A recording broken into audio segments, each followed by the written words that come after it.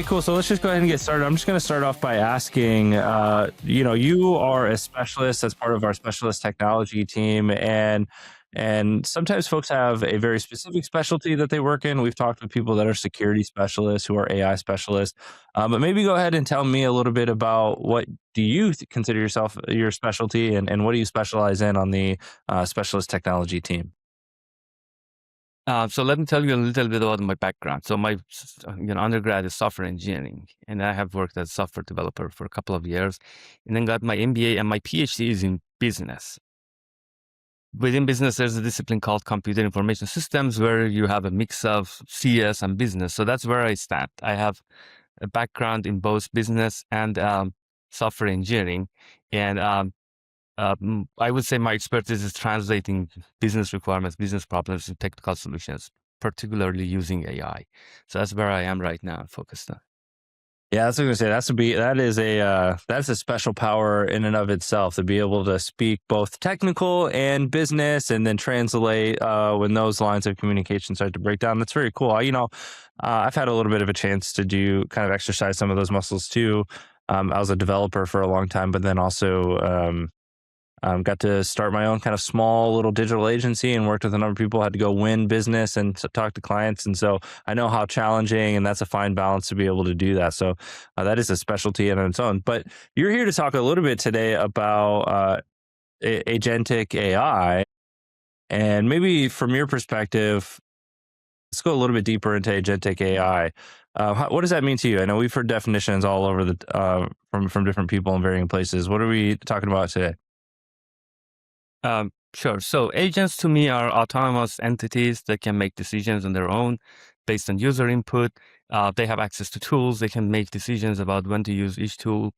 And based on that, based on user input and all the tools that they have, they can get jobs done and do things. And they can be very specialized, just focus on very specific things. And then you can basically combine different agents with different specialty into an orchestration that gets complicated things done. Yeah, or we're hearing more and more about orchestration, right? Like not just one agent that has some tools that can do some things, but multiple agents that are kind of specializing in various domains. And I think, why would we make the decision to use multiple agents instead of just having one massive agent maxing out all the parameters and saying, here are 100 tools. Instead, why do we go through the sort of more complex problem of orchestrating multiple agents? Right. So there's actually a recent study on this topic. Which one is better? Do we use one agent for everything or multiple agents? Which one's better? And the answer is it depends. For certain tasks, single agent might be better. For other tasks that might be more complex, multiple agents might be better. And again, if you use multiple agents, how are they going to combine them? Are they going to let them communicate with each other? Are you going to have like a boss, which we call an orchestrator, that makes decisions about which agent does what and when to call each agent? Or no, we just make a swarm of the agents and let them just communicate with each other and solve the problem. It turns out, depending on the type of the problem, you might be very well off with just one agent. But certain other domains, you might need multiple agents. And then sometimes you might be better off with an orchestrator that is like the boss and orchestrates the entire workflow. Or sometimes you might just let these agents just work with each other without having an orchestrator, and then solve the problem that way. So it's really, really problem specific. Yeah, there's so many different frameworks coming out, and different patterns are emerging. I mean, I recently had the opportunity to play with the swarm pattern. Are you familiar with the swarm pattern? Yeah, so the idea that there's not an orchestration, there's just this sort of collective, like a collaboration of agents that share context, and they're given through their system prompt the right uh, parameters when to pass off to what other agent, and then that agent takes it from there. What's really cool about the swarm pattern that I learned is that you can come you can come into the agent multi-agent system through any one agent. Doesn't have to be the same agent all the time. It can be this other agent. It can determine whether or not it should hand off its context or not. And so there's this swarm of agents all collectively solving a problem, and there's lots of cool different ways. But one of the tools that exposed me to that pattern, because it made it super easy to implement that pattern, was the Strands agents. I understand some of the things that you've built. You've been using Strands. How do you like Strands, man? Do you like working with it? Yes, Strands is AWS's agentic framework. It's open source. Everyone can use it. It does integrate with different LLMs and different providers from Anthropic to OpenAI and so on. But uh, it very well integrates with AWS and Bedrock Agent Core, and that's what we are using it. And I've been using it, and it's great. Yeah, it makes it so easy, right? To spin up an agent, especially when you pair it with like Agent Core, and then you all of a sudden you can have multiple agents running within an agentic application very quickly. At least that was my experience. So it's very cool. What types of problems are you solving with Strands and with multi-agent systems, Mohammed? So some of the recent problem I have been solving was the first one is in healthcare, querying medical history of patients to see if they have shown or they have been diagnosed with very specific diagnosis for medical insurance and billing and things like that. That was one of them. And then the most recent one I have worked on is scheduling. Um, Scheduling resources in particular, which is a very complex optimization problem. Yeah, scheduling a resource. Okay, so like, I think we got to go a little bit into, because when I hear scheduling, I'm like thinking, back to my days as a server at a restaurant through college, and it was always like there was always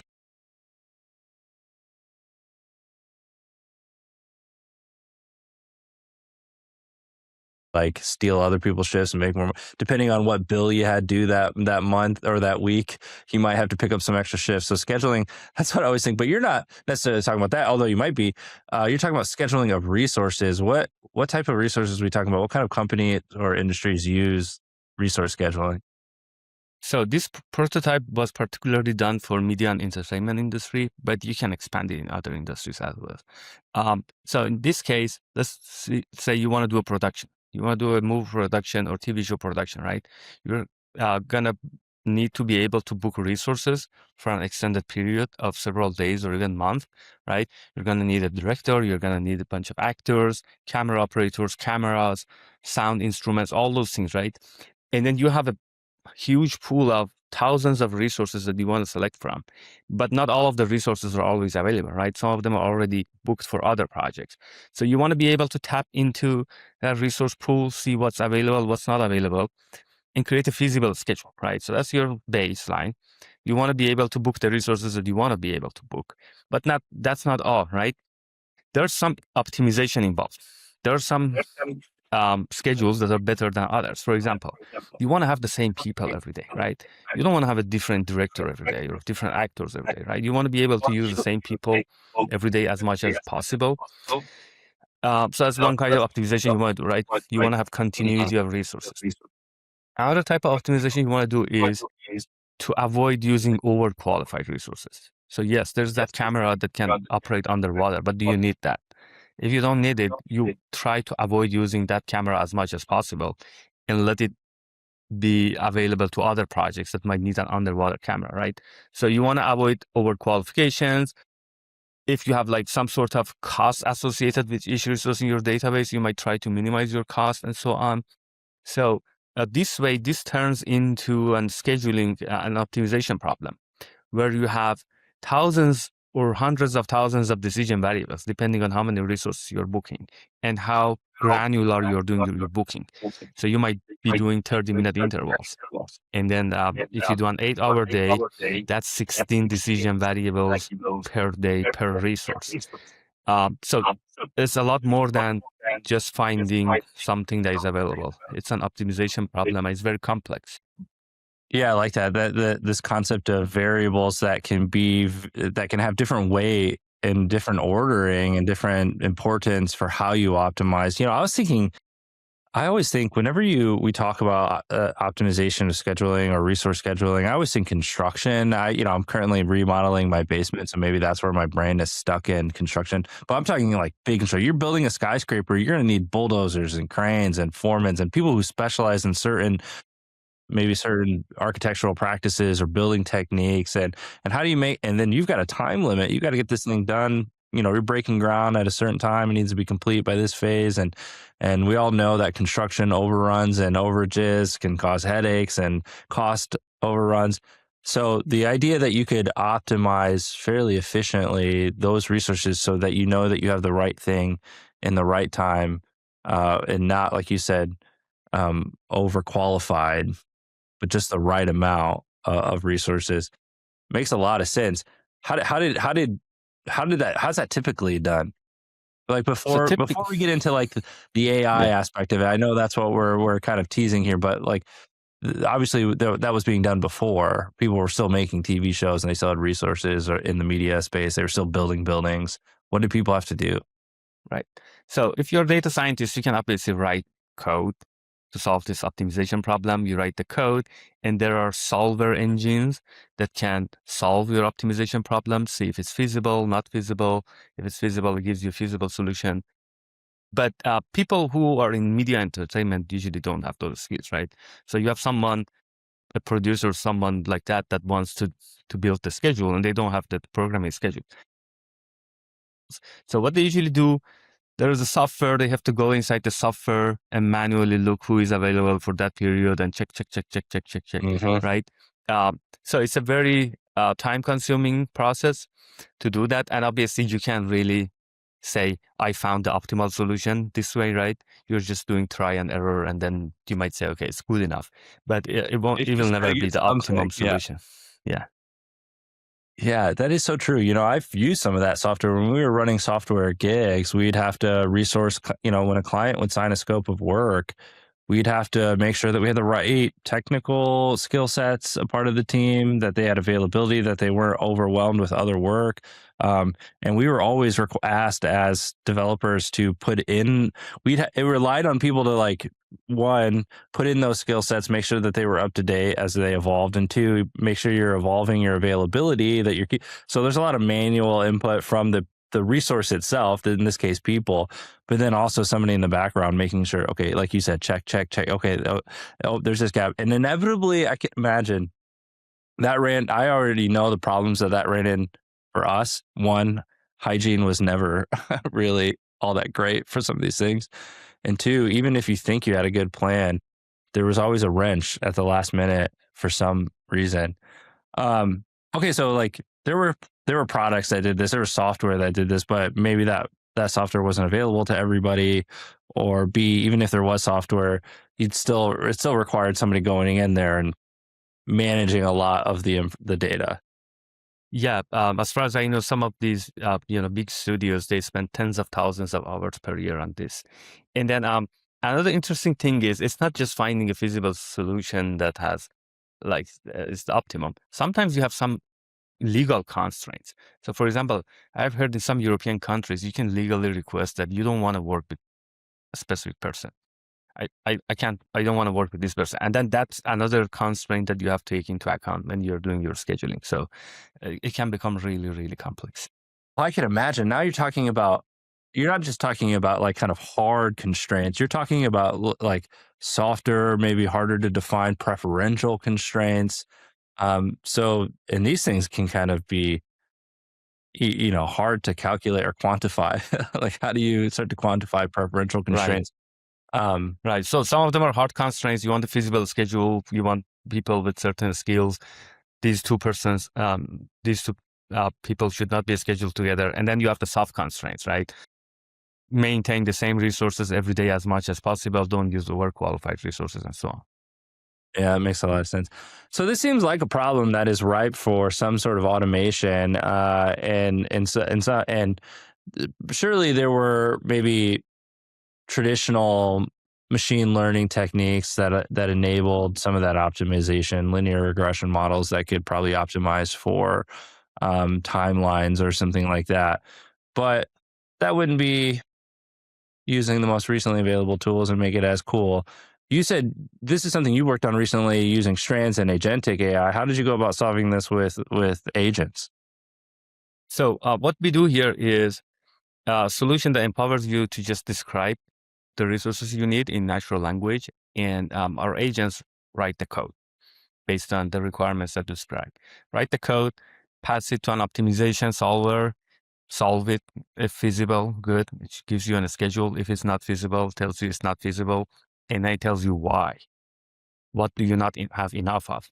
And then gives you options to how to address it, such as changing the dates or using placeholder resources or changing the resource requirements. Yeah, like that. There's so much of like the AI dilemma or AI value is the very first thing you mentioned, which is NLP. I just want to describe it in natural. I don't want to have some specialized like machine learning skill set or scheduling skill set, a certified whatever, have years of experience. I just want to tell you what I need and go figure it out. So it sounds like that's probably a huge benefit here. We could just describe what you need in natural language, and then that that intent is understood and then translated into some sort of reasoning. Hey, do you got something maybe you could show us that shows kind of how this thing works? Sure. I have an example I can show you in real time how it works. Let me pull this I up. don't want to understand the architecture a little bit here because I understand Strands is a framework that allows us to code some of this stuff, but kind of understanding how those agents fit into like architecturally, where do we enter into this application? How does it get broken down? Yeah, let's pull this up here. All right, break this down Okay. for me, Mohammed. If you've been watching this podcast or you've been a part of cloud technology, you've certainly seen a number of these diagrams. And so we're going to go through this really quickly. What do you got? Okay. So here's a solution that we have developed. On the left-hand side, you see the user that interacts with the agentic solution through a web UI, right? So you have a web UI,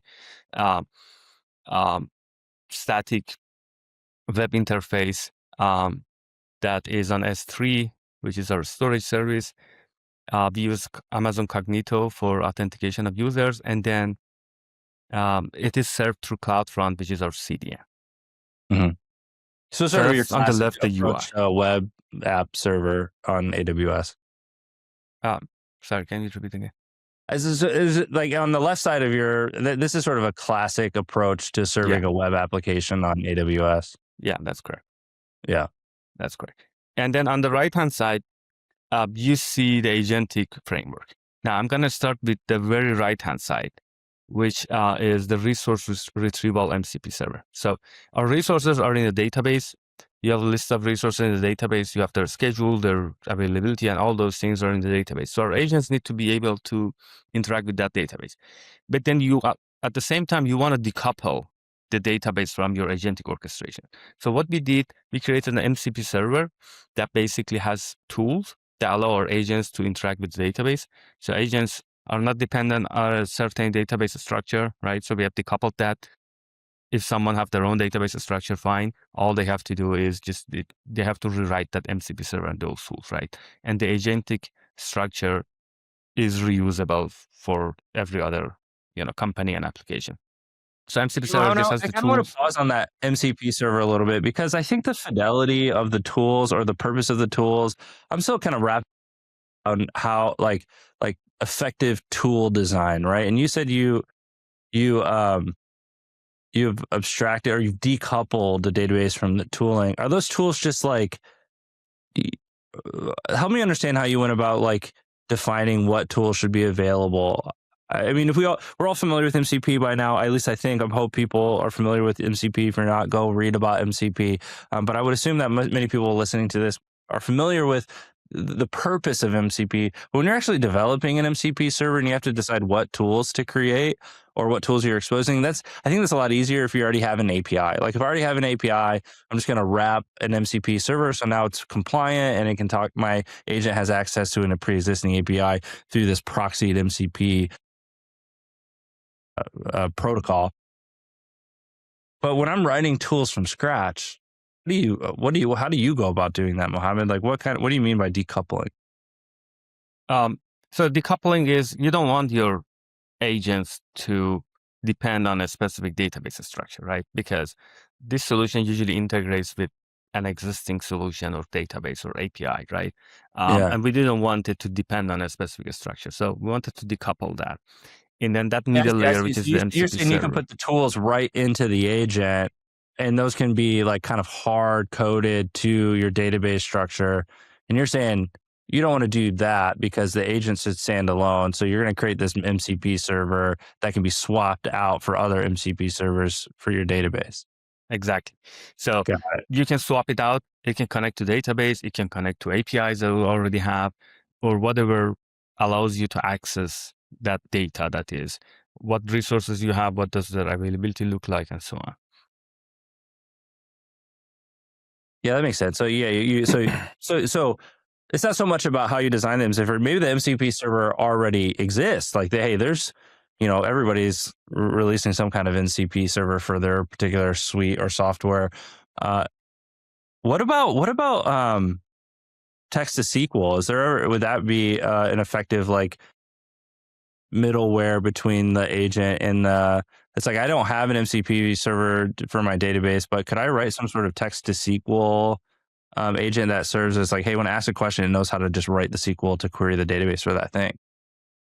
You can do that, but since this is a very delicate problem, you want it to be reliable as much as you can, right? You don't want it to miss resources or make up resources and so on.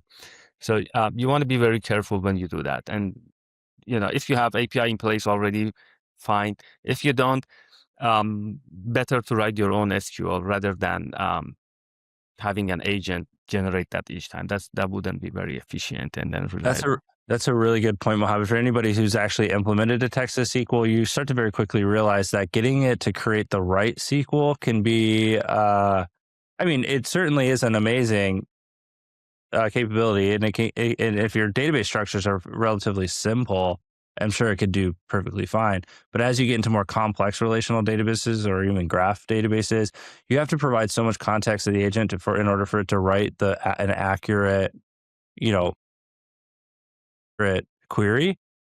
So I hear what you're saying. So you can control some of those parameters a little bit more with your own written SQL, and then you expose those via tools.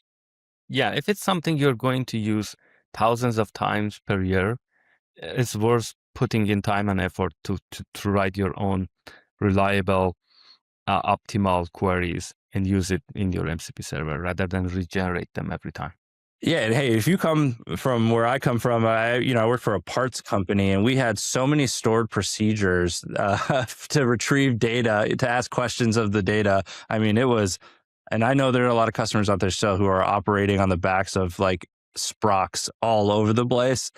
Maybe those sprocs could still be useful if you can expose them through MCP, and then the agent determines which sprocs to call. So maybe that's an approach. Right.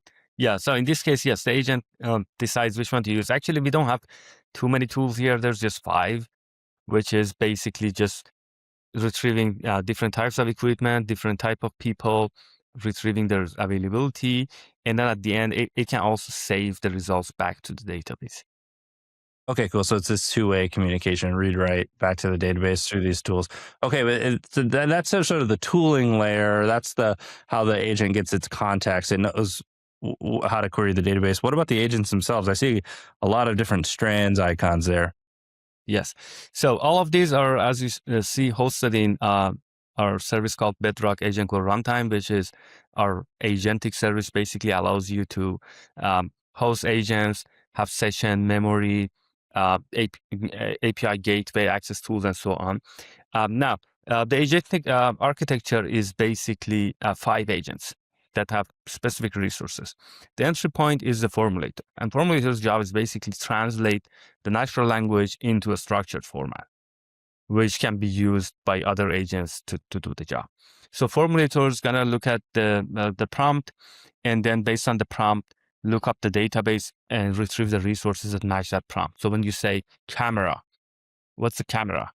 There's a specific code for camera in the database, or there might be multiple types of cameras, right? You might have regular cameras, handheld cameras, underwater cameras, right? So it has to translate your requirements into a specific database code, and then it's going to present it to you. So there's a human loop here. You will see what the agent was able to pull from the database, and then you can approve it or make changes. You might say, oh, I don't want to use a handheld camera, drop that, or add this type of resource and so on. So you go back and forth with the formulator. When you're good with your formulation, you approve it, and then it's going to be passed to a second agent, which is our coder, right? So all this optimization is done through code. So there's a coder agent that has to write the code. In this case, we have two coder agents actually instead of one. There's the coder, and then there's the next one, which is the validator. And both of these are coders. But what's the difference? The difference is one of them is deterministic, one of them is agentic. So when you're doing an agentic architecture, you don't have to use LLM for everything. Some things are easy to implement, or it's better to implement deterministically.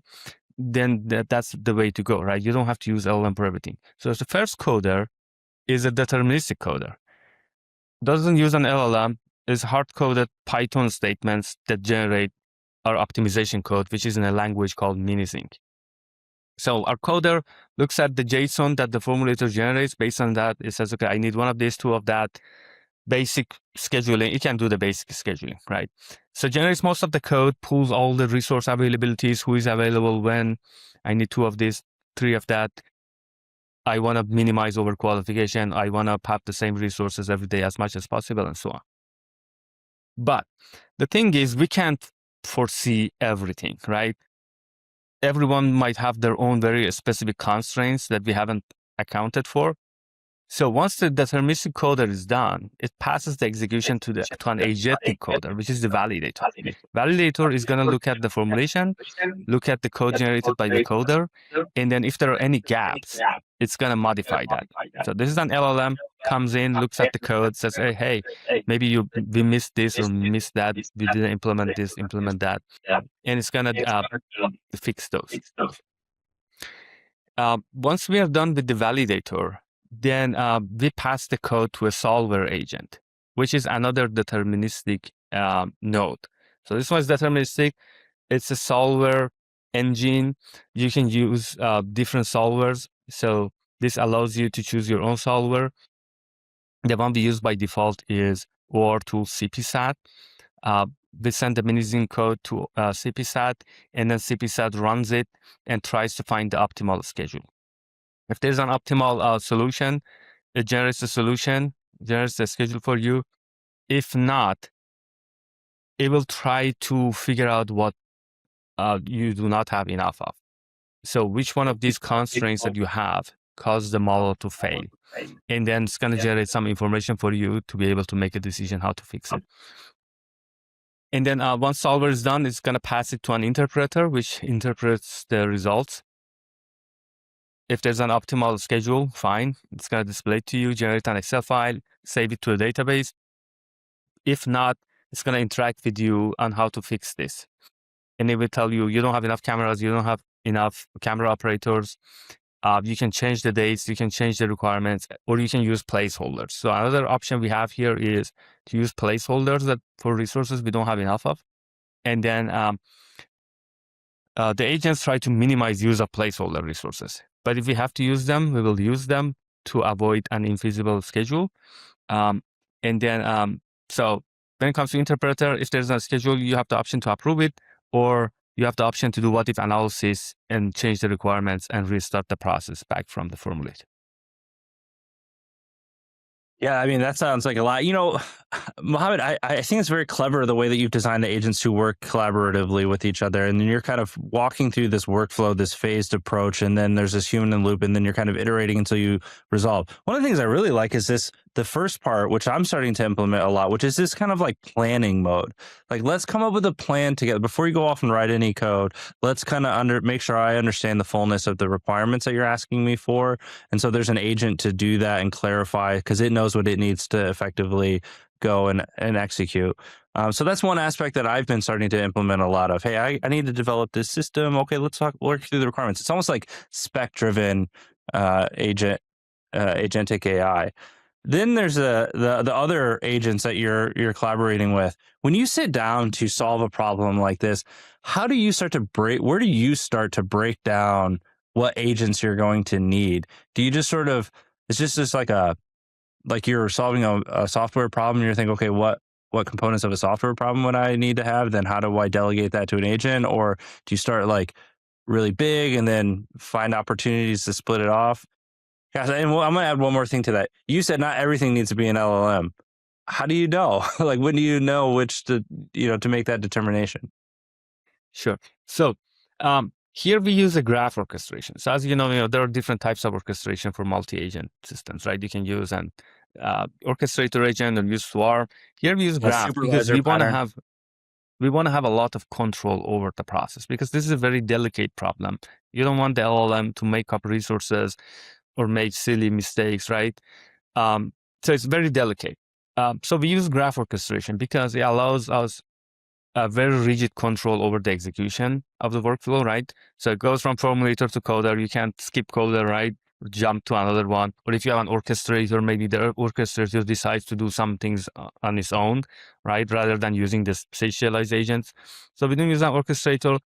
We have a very rigid workflow that we follow because this is a very delicate problem, right? You can't afford any creativity from your agents or LLMs, right? Making up resources and so on.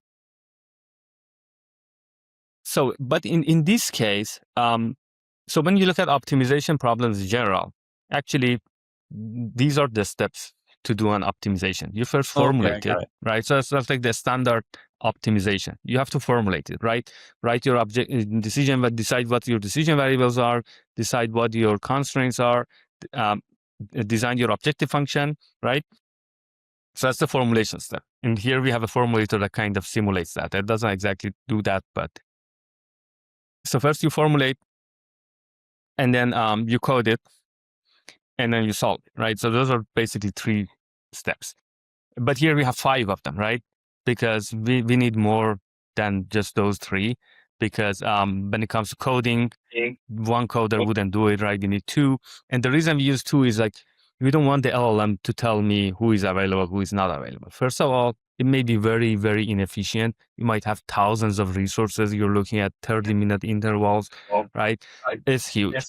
LLMs are slow and expensive to do those things, and we don't need them to do all those things, right? A lot of it we can foresee, and we can really generate code really easily and really quickly. So my coder agent takes usually like 2 seconds to generate 99% of the code, and then the validator just comes in, and then the validator's job is just find the gaps. And validator doesn't even have to look at the schedule. The schedule is correct. I know it's correct. Validator's job is just to look at the constraints to see if there are any constraints that we miss, right? So this code is huge. I split it into multiple files. And then validator will only look at 2 of the files. There are 5 files, and then it doesn't even need to look at 3 of them, right? That makes it much more efficient, faster, use less token, is much more reliable, and so on. And at the end, we added the interpreter to add that, interactivity and what-if analysis, which could be the last step of our optimization problem. Yeah, so what I kind of heard you say is like there's kind of an established pattern for solving these types of problems, and we're going to agentify that established patterns. But because we are working with agents, we still have to consider some other aspects that maybe are not traditionally there, so that we can kind of fully make it agentic, which I think is a really, that seems like a very sensible approach to solving lots of other very real world problems. You kind of just first start by thinking like, is there an established way to solve this problem? And then how do I start to leverage agents to do those established aspects of it? And then take a step back and think, okay, because we're working with an agentic system, what else do I need? Maybe that's validation of something. Maybe that is soliciting human in the loop input for something. And then you can kind of bring that all together.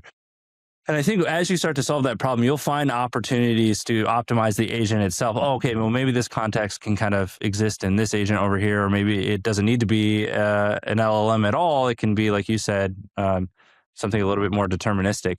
But that's part of the art of developing an agentic system that I don't think a lot of people realize, which is there's still a lot to build here. There's still a lot of ways to wrap your head around this. You still have to kind of be the meta orchestrator, as it were, to do that. And can we talk a little bit about like context and how you're managing it? And I do want to see the demo too. I know we've been looking at this this architecture diagram, which is very, I think we get a good sense of the flow here. Maybe you can pull up the actual demo itself and we can walk through it, and then we can talk a little bit about context and how you're sharing context and how you thought about this term that we keep hearing more and more these days, which is context engineering. How do I know that my agent has the right information at the right time and it can share it across the other agents they may be working with in the right way? Sure. So here's an example, which is a theme park example. So we want to do a project that spans over 3 days between 9 a.m. and 9 a.m. and 5 p.m., right? And we need one show director, 2 event coordinators, 3 technical operators, and 1 projector. Every day between 9 a.m. and 5 p.m. for 3 days, starting December 3. So that's the resources that we need. Sometimes you have specific qualifications that you need in those resources. For example, projector must be premium projection certified. And then here we get into some unusual requirements that probably we haven't foreseen, right? So it says we need 2 event coordinators, but then we also see it says need only 1 event coordinator for the last day. So first 2 days we need 2 event coordinators, last day we only need 1, right? So there's variable resource requirements here that needs to be handled. And then we also see that these 2 technical operators should not be scheduled concurrently. One of them probably requested not to be scheduled with the other person, right? So natural language description contains resources we need, contains some constraints that we have, and so on. And then once we send it to the agent, entry point is the formulator. Formulator is going to look up all those resources that we described, and then come up with a formulation of how does it translate into resources that we have. So for example, show director, we have this code in the database, show dir. Sometimes it's one-to-one, sometimes it's a one-to-many. For example, for technical operator, we have technical operators and freelance technical operators, right? So here you have the option to choose which ones you want to use, which ones you don't want to use. Gives you that option to make modifications, or you can just simply approve it. And once you approve it, goes back to the formulator. Formulator generates a structured output in JSON format and then passes it to the coder agent. And then we move from there. So there's the handoff here from formulator to the coder, and then coder does most of the coding in 2 seconds and then sends it to validator. Now, validator is an agent. It's going to look at the formulation, it's going to look at the code, and then we'll try to find gaps. And as you see here, it found 2 gaps, which is the first one is the variable event coordinator requirement, and then the second one is those 2 guys that don't want to work with each other. And then we'll go in, change the code, add constraints, modify constraints, and then pass it down to a solver. Solver completed in less than a second. And then we found the optimal schedule. So this one was particularly feasible. It generated the schedule for us, generated an Excel sheet that we can download, saved it to a database, and then we are done. But if it's not feasible, it gives you options to see what went wrong. Here, I have another example which was not feasible. And then it basically gives you some options on how to handle it, using placeholders, changing the days, changing resource requirements, and so on. Nice, Mohammed. This is cool. I always joked, I like that you had at the end there an Excel spreadsheet. I always joke with people that my whole software career has always either started with an Excel spreadsheet or it ends in an Excel spreadsheet. But either way, somewhere there's an Excel spreadsheet at play in the software I'm creating. So that's nice to see that's coming into the agentic world as well. Cool. So this is an agent that you're interacting with, that you're doing the planning with, and it's then orchestrating the other agents and returning results. Are you streaming the output from the agent or the other agents as well? Yes, we are streaming, and you see the output is being displayed on the UI as it's being generated. So yeah, it's being streamed. Right. So that's something that you had to code. Like you had to pluck the stream out of each individual agent and send it back to the UI. The right messages. Yes, with the Strands, you have 2 options. You have the option to do sync or async, and async, you can stream it. You can even stream out of the tools. If you're calling a tool, and within the tool, you can stream what it's doing right now. Yeah. Is JSON and I noticed you mentioned like the planning part of it. You you inevitably arrive at some structured JSON to represent to the other agents. Is that a pretty common pattern that when you're doing this sort of plan then execute method that planning ends in JSON? And I'm asking for my own curiosity because that was my intuition. That's what I've always and when I'm building these systems, I always am trying to create some sort of structured JSON that I can then share with other agents. Yeah, that's actually one of the cool features of LLMs that I've been using a lot, which is you can convert an unstructured thing into a structured format, right? So you go from that natural language into a structured JSON, which now you can use as input to a program. So I've been using that a lot. And then you also talked about context. So usually these agents interact with each other through text, right? So one agent generates text, passes it inside the context window to another agent and so on. That's one way to do things. But then one problem is, that's not very structured, right? And then the other problem is you have a limited context window. So if you try to just fit a lot into that context window, that usually won't fit or won't be very efficient. So the major way our agents interact with each other in this case, I found files to be the best way to do that. So instead of passing the context as text to the downstream agent, they write whatever is the final result to a file. And then I just pass the file path to the next agent. And then that way, it's much more reliable because the file doesn't change, right? And then the agent can read it multiple times. Different agents can read it, right? It's not being manipulated through the chain.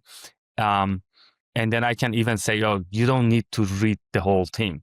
You just focus on this one file or two files, right? You can leave the other files out, like don't change the schedule. Just look at the constraint and see if something's missing or not. But so the way the context is handled is mostly through files.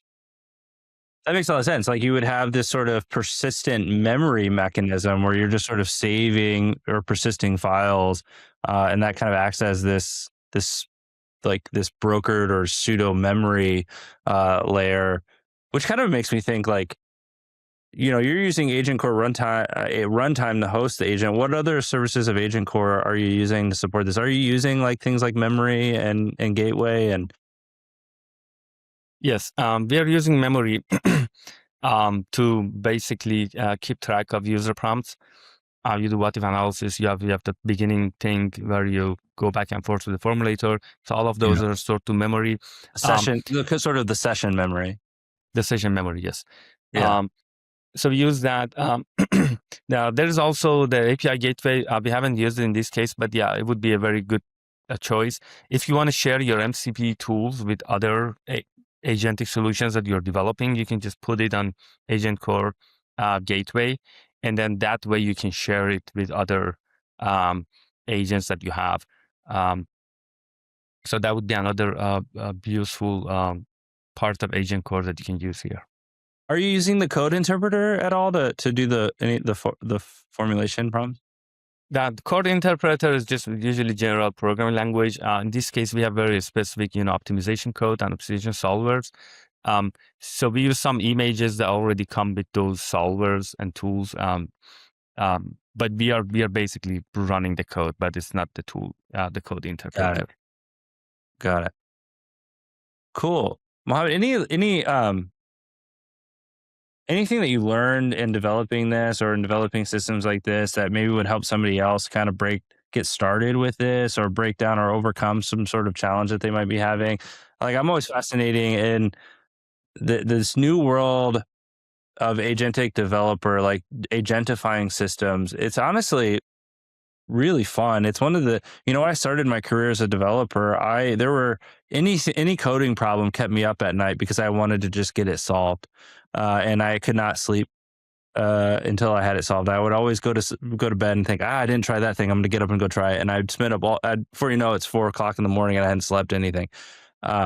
Then later in my career, I realized like sleep is actually an important function to solving problems. And maybe if I just went to bed, I'd wake up with a solution. And so I got a little bit better about that. But lately I've been really excited to build things like this and figuring it out and figuring out how to, and watching traces and observability of how the agent is solving the problem, so that I can then direct it to do it a little bit better, a little bit more efficiently, has kept me up at night. Again, what about you? What are you thinking about? So the most important takeaways are not everything has to be multi-agentic. Some problems are better off with a single agent. So for example, the health care problem I solved previously was just a single agent, and that was enough. But some other problems you would benefit from multiple agents. So that's one thing. The second one is spending time on deciding what architecture you want to use, what agentic architecture you want to use, right? Do you want to use Swarm? Do you want to use Graph? Do you want to use an orchestrator agent? Do you want, even if you have an orchestrator, you might allow your agents to directly communicate, right? So you have to make all those decisions for any type of problem. Specific architecture might be better, and there's actually a study that recently came out, and people can look at, and for specific domains, they actually came up with, like, in finance, what architecture works better compared to marketing and so on. So that's another thing to look at. Another takeaway was not everything has to be an LLM, right? So initially I tried to generate all the code using an LLM, and it was very inefficient, and it was making up resources and so on. I was like, I don't even have to do this, right? Some of it can be deterministic. Some of it can be pure Python code. Some of it can be LLM. So that's a very important takeaway I had. And then using files was also a very powerful tool to have agents interact rather than using just text in the context window. Yeah, that's kind of that whole classic, when you have a new hammer, everything becomes a nail, and you've got to really resist that urge to do that. And that's been around software. That dilemma has been around software for a long time, and it's certainly been it's just as true now as it ever was. Very cool. Are there particular resources or blogs or anything that you follow that's in your particular algorithm that have been really helpful in you learning how to, you mentioned a few studies, so obviously you're kind of keeping up with, the study of this stuff, the research that's going behind this. What's helping you learn this stuff? Lots of papers out there, particularly that study that I mentioned actually came out recently after I designed this. But lots of good studies on the topic. Obviously, the Strands documentation is very good to go through. And excuse me, there are lots of cool examples of how to do agents with Agent Core and with the Strands. AWS has developed all of those examples. Those are very good start for doing things, a lot of samples for different applications that people can use. And I think when maybe this is just the way that I learn. I have, obviously, as people with eyeballs can see, I have a bunch of tattoos, and one of the things that I have tattooed on my fingers is the acronym CRUD. And if you've developed software, you're familiar with the acronym CRUD. It's effective the operations that you can do within a database or an application. You can create data, read data, update data, or delete it. Those are the 4 things you can do. But I've always used that as a mantra, both for my personal life. That's another podcast. But I think in the context of learning, it's helped me as well, right? Like, go create something, go try to build it. Like, that's the first thing. You'll learn a lot just through creating and breaking it and fixing it and creating. But you said something that reminded me of the second part, which is read the docs. I always tell folks, go read the docs, or have an LLM read it and summarize it for you. Like, I don't know, like, try to understand what this thing is capable of doing, and you'll get ideas and learn new things when you read the documentation. And the Strands documentation is great. I always have one tab open that's just the docs. Then, obviously the other things apply as well. Be willing to update your approach, be willing to change and tweak, and then delete things that aren't working. Be okay to throw stuff out and start over. So just kind of follow the create, read, update, delete pattern, and eventually you're a multi-agent developer, and or you're solving really complicated optimization problems like Mohammad. Mohammad, anything else that you want our audience to know about? Like, any calls to action? You got any code or blogs or anything people can go check out and learn more about optimization problems or multi-agent orchestration? We have a workshop coming up that basically takes you through how to solve optimization problems with agents. So one of our colleagues is developing that, and then it's coming up, and it's just basic optimization, right? So not this particular scheduling, how to solve optimization problems using agents. So that would be a good resource to use. Oh, okay. Yeah. So optimization problems are just a category of things that you can solve, and scheduling is being an example. What are other optimization problems? Examples of optimization? There are some basic problems that we go through in that workshop, such as the knapsack or the facilities location. So, for example, you want to build a few facilities within the park. What's the optimal location of placing those facilities in the park, right? You want to make 3 of those um, for like first aid or something, right? What's the optimal place that is closest to all different attractions in the park, right? So that's an optimization problem, for example. So we have some basic examples which we review in that workshop, but there are obviously a lot of more complex problems in logistics, in other industries where optimization plays a very significant role. It like triggered me back to college and statistics and the traveling salesperson problem and all these different classic That's another one. the classic optimization graph problems. Hey, Mohammed, thanks. Is there anything else that you wanted to talk about that we didn't get a chance to talk about? No, I think we did a very good review of everything that we have done in this project, and thank you for giving me a chance to review it with your audience. Yeah, thanks for coming on. This is really cool. I mean, it's I love to see the different areas that agents are being applied to solve problems, and optimization is a really cool one because it's kind of an established um, area of computer science, right? And seeing how that's becoming agentified, if that's a word, is really neat. And so I appreciate you kind of breaking it down for me and for folks watching. Um, but yeah, be sure to look out for that workshop. Right, that workshop's going to come out and kind of give you a chance to get hands on with optimization problems and agents, and probably some Strands code in that as well. So yeah, check that out. Hey, Mohammed, thanks for everything that you do, and thanks for coming on. We'll wrap it up. Thank you for having me, Todd. Another thing I want to actually mention was one interesting thing about this project was it's not one of those shiny things that a lot of people are pursuing in this domain, right? It looks like a simple problem, but sometimes, some of these solutions that might look simple, they actually generate a lot of value, right? So this can save tens of thousands of hours of human time in some of these movie studios, and you can expand it to construction, manufacturing, all those domains. So that basically was an indicator that there is a lot of room to solve really basic business problems with agents, which are not necessarily very shiny problems, but create a lot of value.